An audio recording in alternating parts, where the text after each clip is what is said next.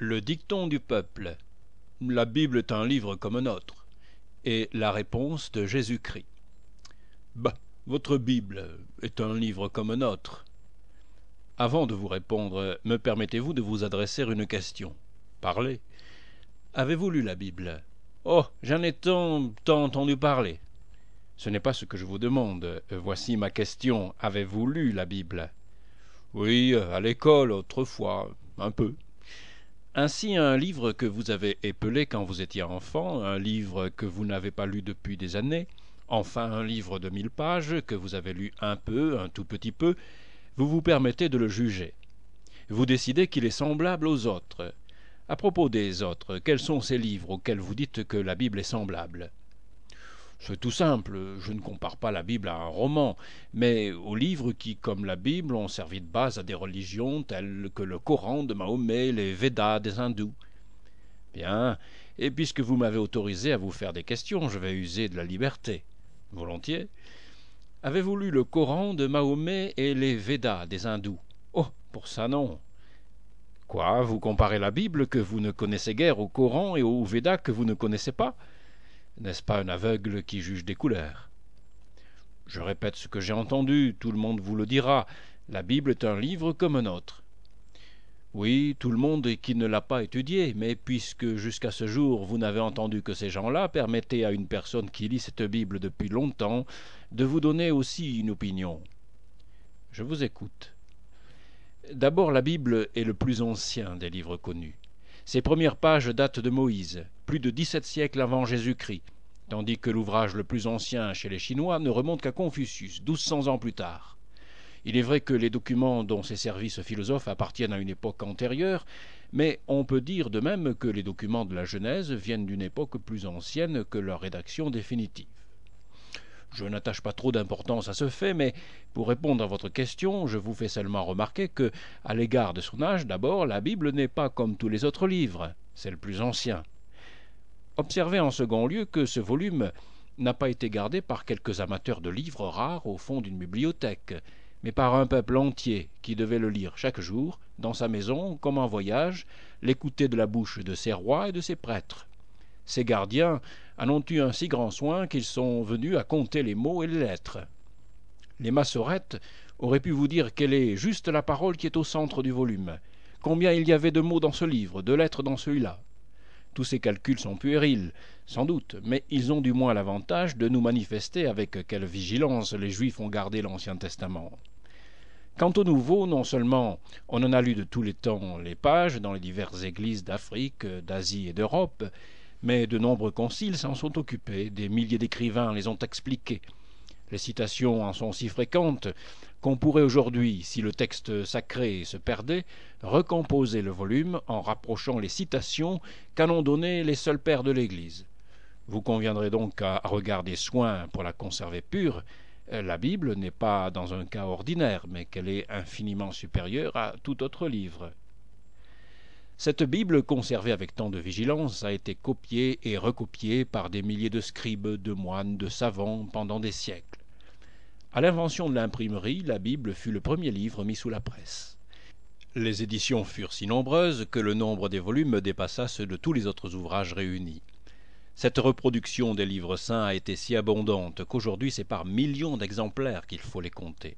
En Angleterre et en Amérique, 2 sociétés bibliques impriment à elles seules pour 5 ou 6 millions de francs chaque année, et l'on marche à la réalisation du projet d'en mettre un exemplaire dans toutes les familles de l'univers. Parmi tous les autres livres, en est-il un seul qui s'achemine vers un tel résultat? Mais cette Bible fait plus que de se répandre dans les familles. Elle y exerce une puissante influence. Pour en juger, il nous faudrait vivre dans ces contrées où pères, mères, enfants, serviteurs se réunissent 2 fois par jour autour du volume sacré pour le lire avec attention et respect, accompagnant cette lecture de prière pour que Dieu donne à tous la force d'en suivre les préceptes. Que de malades, que d'affligés, que de mourants consolés par les promesses de l'Évangile, que de troupeaux édifiés chaque dimanche par ces pages tenues pour inspirer. Y a-t-il au monde un livre qui exerce une telle influence?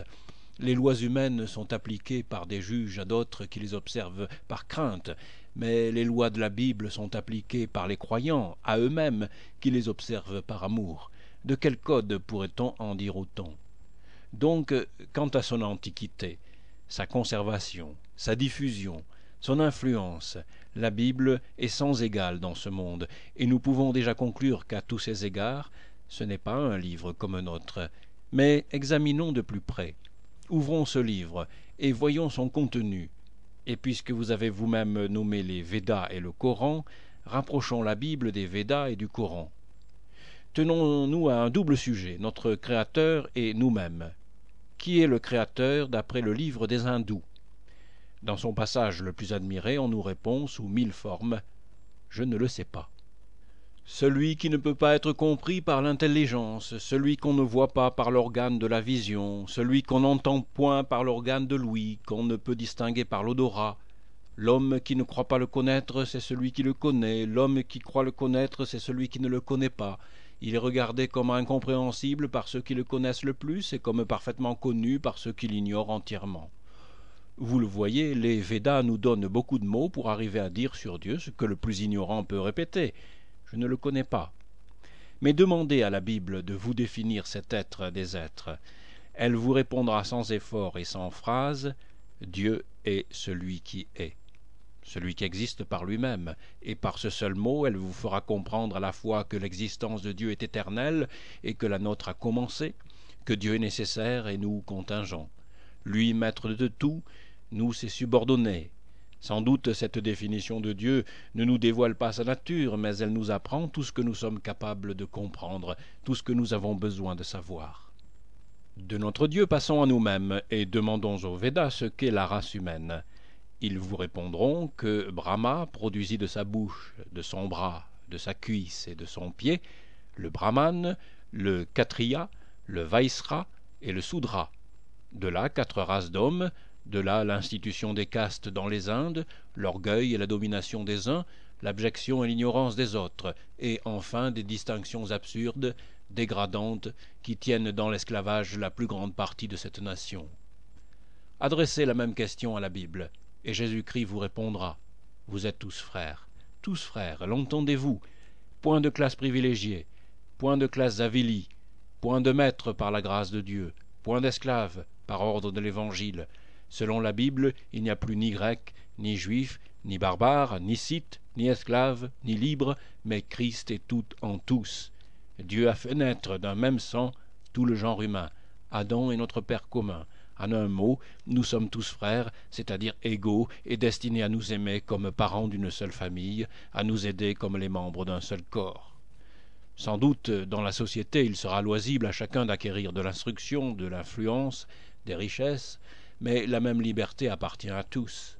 Personne en venant au monde n'est condamné par l'Évangile à rester ignorant, ni pauvre, ni esclave. Ce n'est pas la naissance, c'est l'activité, le courage, la vertu qui détermineront notre place. Et même plus ou moins élevés en rang, fortune, dignité, les chrétiens restent encore frères à leur commun sauveur. Du trône à la chaumière, ils devront se tenir par la main. Voici donc la différence sur le second point de notre comparaison. D'après le livre des Hindous, nous sommes 4 races d'hommes qui devons, chacun dans notre caste, rester prêtres, soldats, laboureurs et esclaves, tandis que le livre des chrétiens nous appelle tous à la fraternité.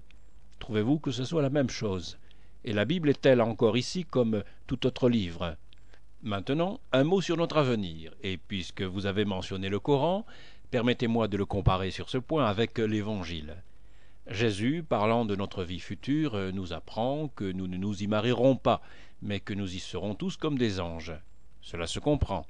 Où l'on ne meurt pas, il n'est plus besoin de naissance. Où le sort est fixé par une conduite antérieure, il ne peut y avoir de place pour des nouveau-nés étrangers aux épreuves qui, jadis, ont produit les sentiments chrétiens. Enfin, dans un monde où le corps actuel doit subir un changement assez complet pour revêtir l'incorruptibilité, ce corps ne saurait rester animé des besoins terrestres. Toutes ces conséquences découlent de cette déclaration de Jésus-Christ que dans le monde à venir on ne se mariera pas. Maintenant, ouvrez le Coran de Mahomet et cherchez-y les passages relatifs au bonheur du paradis. Vous y verrez les mêmes jouissances, les mêmes passions que sur la terre, seulement elles y seront amplifiées. Au lieu d'une femme, 60 pour un seul homme. Je n'ose entrer dans la description de ces plaisirs grossiers. infâme, et je me contente de vous demander, trouvez-vous que Mahomet soit aussi chaste que Jésus-Christ? La Bible, à cet égard, ressemble-t-elle au Coran? Est-elle, sur ce nouveau point, un livre comme un autre?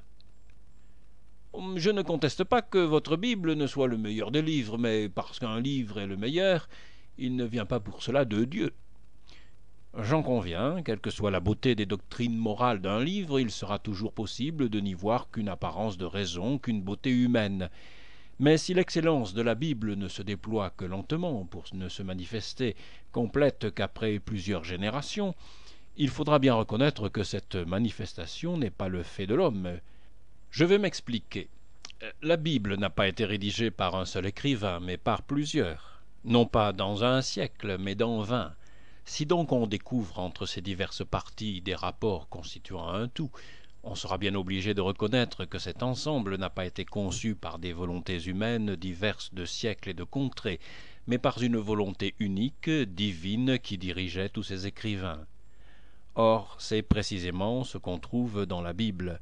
Depuis Moïse jusqu'à saint Jean, partout le même Dieu, un Dieu esprit, tout-puissant et tout bon, un Dieu unique, créateur de l'univers. Dans Moïse et David, comme dans les évangélistes et saint Paul, ce que Dieu demande à l'homme, c'est toujours le même sentiment, une confiance entière, une foi vivante. Chez les prophètes, comme chez les apôtres, dans l'histoire comme dans les épîtres, l'homme est déclaré profondément coupable, coupable à ce point qu'il ne peut échapper à la punition que par la grâce. Dans ses sacrifices de taureaux, Moïse montre l'exigence de la loi. Dans ses psaumes, David exprime le besoin de pardon.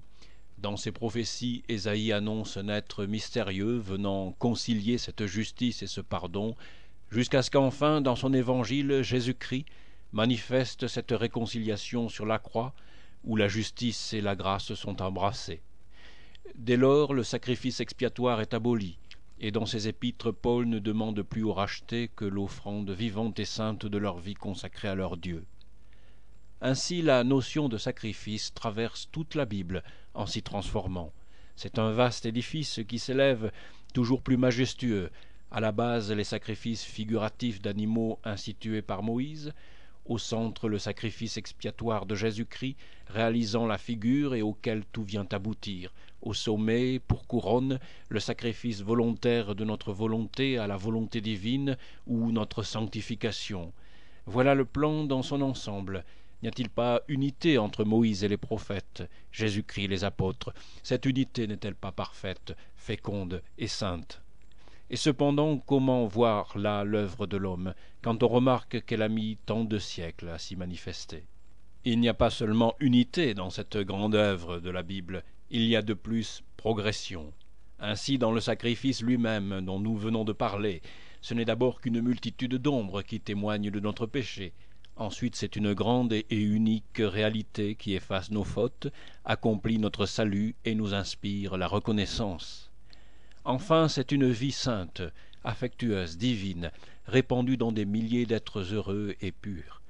Dans le nombre des créatures appelées à cette félicité, toujours le développement et le progrès.